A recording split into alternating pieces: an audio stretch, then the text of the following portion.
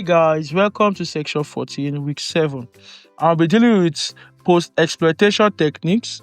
We're dealing with data exfiltration, then pivoting, then again covering attack. Then for practicals, we'll be simulating post exploitation attacks on a lab system. What is post exploitation techniques? This refers to the action an attacker takes after successfully compromising a system. These techniques help maintain access, gather intelligence, escalate privilege, and achieve the attacker's objective while avoiding detection. Here's a detailed breakdown of post-exploitation strategies. Number 1, maintaining access, often called persistence. Once inside a system, attackers establish persistence to retain control even after reboot or security measures. Common methods include number 1, creating backdoor, which is reverse shell, a shell connection initiated by the victim machine back to the attacker system. Then again, bind shell, a shell that listens to a specific port, allowing an attacker to connect at will. Web shell, which use malicious script uploads to web servers like the PHP, ASP, GSP to allow remote code control. Then Trojanized binaries, which replace legitimate system binaries with backdoored version. Number 2, we have credential harvesting and abuse. Dumping hashes, which is using tools like Mimikatz, Lazang, or hash dump to extract password hashes. Then again, we have the PTH, pass the hash, using NTLM hashes to authenticate without cracking them. Then again, we have keylogging, which captures keystroke to steal credential and sensitive information. Number 3, we have the scheduled task as startup item, which uses what? Windows Task Scheduler. What does that do? It creates scheduled tasks that execute malicious payload at boot.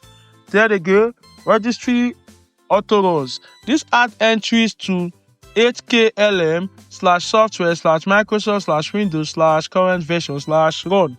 Then again, we have Linux cron jobs that set up cron jobs to execute payloads periodically.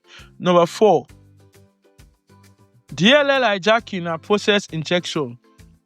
DLL hijacking meaning that you place a malicious DLL in a location where a legitimate application loads it unknowingly. Then again, process injection. This injects code into legitimate processes to evade detection. Number 2, privilege escalation. Attackers often need higher privileges for broader control. Methods include number 1, exploiting misconfiguration, weak passwords, which modify service binary, scheduled tasks, or scripts running as an admin.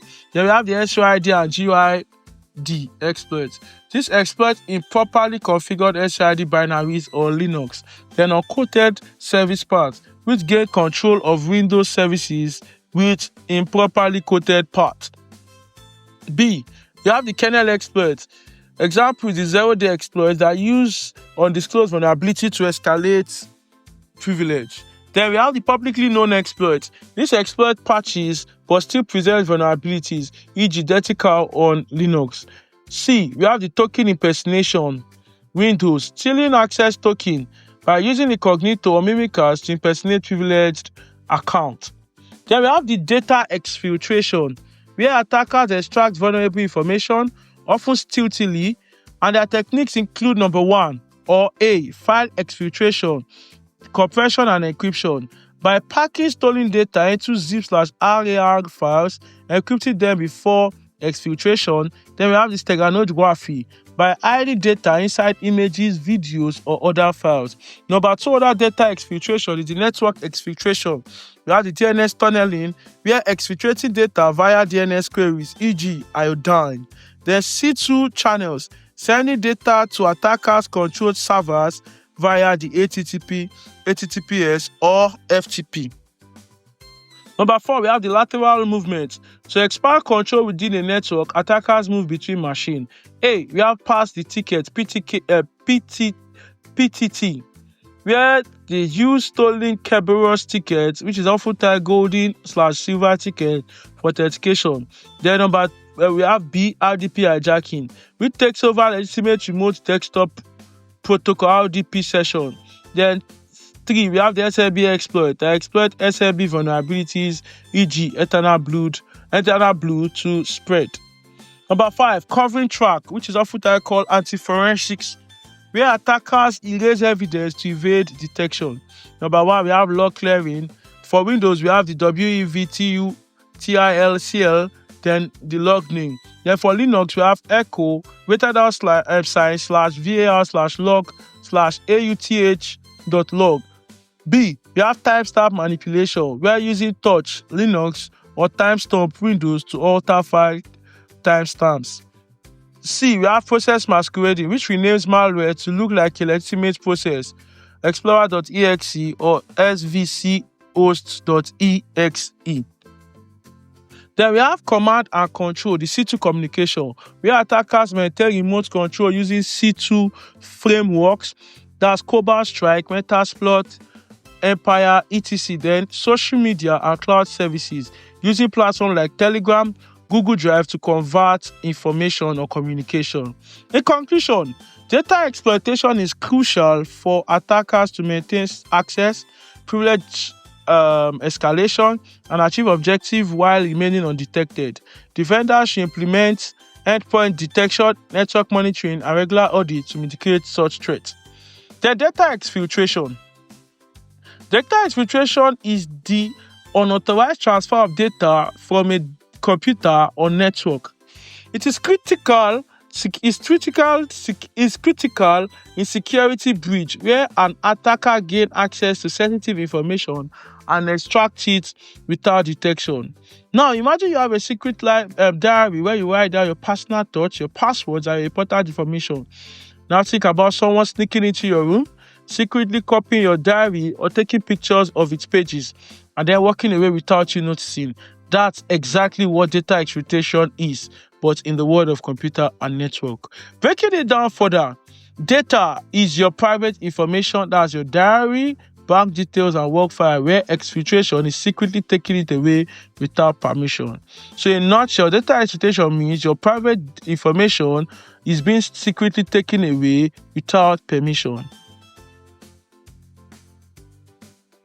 In the digital world, data exfiltration happens when a hacker or an insider steals sensitive information from a computer or network and sends it outside to their own computer, cloud storage, email, USB drive.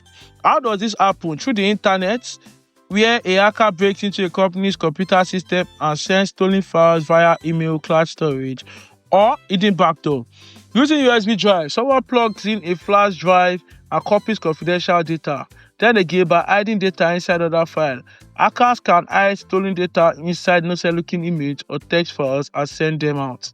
Real life example: imagine a disloyal employee working in a bank. Before quitting, they secretly copy customer account details and email them to a competitor or a hacker. The hacker infects a hospital system with malware that sends patients' records to a secret server without the hospital knowing. This is a real life example of data exfiltration. Method of exfiltration: we have physical exfiltration, network-based exfiltration, steganography, DNS tunneling, email and messaging services. Then again, how do we detect and prevent this? Number 1, data loss prevention. Data loss prevention solution monitors and block unauthorized data transfer. The network monitoring tools detects unusual outbound data traffic.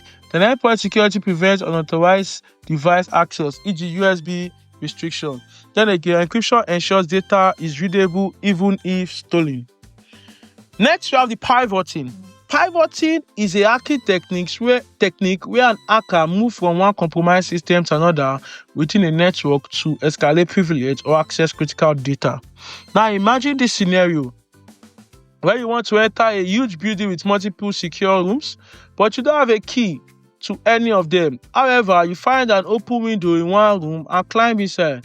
Now, from inside that room, you search for keys or find a way to open doors to the other room. Eventually, you gain access to the entire building.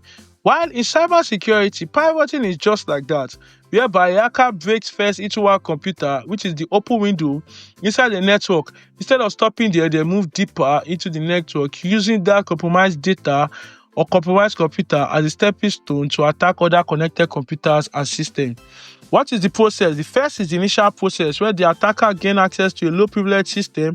Then number 2, internal reconnaissance, where the attacker scans the network to identify other machines, servers, or databases. Then privilege escalation, where the hacker exploits vulnerabilities to gain administrative access. Then lateral movement, where the attacker moves from the network move across the network, compromising additional system. Method of pivoting, we have the proxy pivoting, where the attacker set up a proxy on the compromised system to route traffic and process internal resources. Number 2, we have the VPN pivoting, where attackers create a VPN tunnel between their system and the victim networks for unrestricted access. Then again, we have the SSA tunneling, where hackers use SSA tunnels to forward network traffic and access other machines. How do we detect and prevent this? By network segmentation. This restricts lateral movements. Behavior analytics detects unusual access pattern. Then least privileged access limits users' permission. Then regular patching fixes vulnerabilities attackers exploit. Then we have what? Covering attack, or often called covering tracks. Covering tracks refers to techniques used by attackers to erase evidence of their activities, making detection difficult. Imagine this scenario: you committed a crime. Let's say you stole cookies from the kitchen at the middle of the night, but you don't want to get caught, so you want to wipe off your fingerprint from the cookie jar, delete the security camera footage showing you in the kitchen, blame someone else by putting crumbs near your sibling's bed. This is exactly what a hacker does after breaking into a system. They cover their tracks to avoid getting caught. This process is called covering attack in cybersecurity. Methods of covering attack: we have log manipulation, where attackers delete or modify system logs to hide their activities. Example: deleting login records after gaining unauthorized access. B. File timestamp modification, which is often called type stomping, where hackers change file timestamps to make them appear old or unrelated to the attack. C. Clearing event log. Attackers use command e.g. wevtilcl system on Windows to clear event log. We have rootkit and malware hiding. Installing rootkit to remain hidden in the system while continuing malicious activities. Here we have network traffic obfuscation, where attackers encrypt or encode data to evade detection tools. Then what? Use of anonymous communication tools, where hackers use VPNs, Tor, or proxy servers to hide their identity. How do we detect this? By centralized logging SIEM solution. This detects log tampering, file integrity monitoring, detects unauthorized changes, endpoint detection and response flag suspicious activities. Strict access control prevent attackers from modifying logs. In conclusion, understanding data exfiltration, pivoting and covering tracks helps in detecting and preventing cyber threats. Organizations should implement strong security measures like network monitoring, least privileged access, and log analysis to protect against these attacks. Thank you very much.